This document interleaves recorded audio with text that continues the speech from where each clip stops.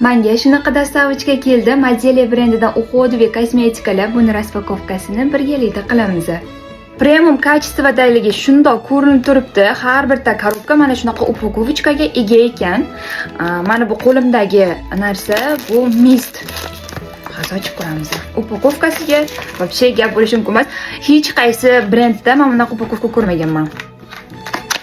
Va menga bu kosmetikalarning ko'rinishi juda ham yoqdi. Ko'rinishdan o'zi odamni bitada jalb qilinadigan ko'rinish ekan. Qo'limdagi mistlarni men juda ham yaxshi ko'raman. Ayniqsa quruq yuzlarga birdaniga namlantirib beradi. Va buni hidiga gap bo'lishi mumkin emas, qizlarjonlar. Bemalol buni makiyajlarning ustidan ham sepsanglar bo'ladi.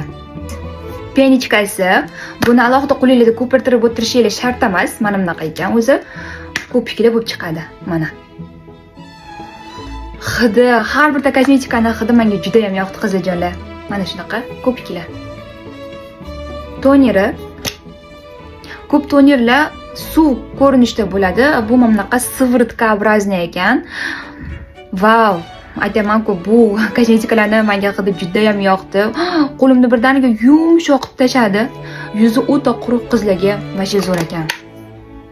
SPF 50+, bilasizlar, 4 ta faslda ham biz SPF ishlatishimiz kerak. Qishda ham, kuzda ham, yozda ham. Menga SPF kasini ko'rinishi yoqdi. Hidi ham qizlarjonlar, aytganimdek, har bir kosmetikani alohida o'ziga yarasha hidi bor. Vau! Sivritka va namlantiruvchi kremi qizlarjonlar, hali hammasini ishlatib ko'rib, chestni o'zimni qoldiraman. Menga bu kosmetikalarning ko'rinishi va hidi juda ham yoqib qoldi. Premium kачествоda kosmetikaligi shundoq ko'rinib turibdi. Kim premium kачествоda kosmetikalarni qidirib yurgan bo'lsa, profillarni отметка qilib qoldirib qo'yaman. Bemalol o'tib, narxlari va o'zingizlarning yuzingizga mos kosmetikalarni xarid qilsanglar bo'ladi.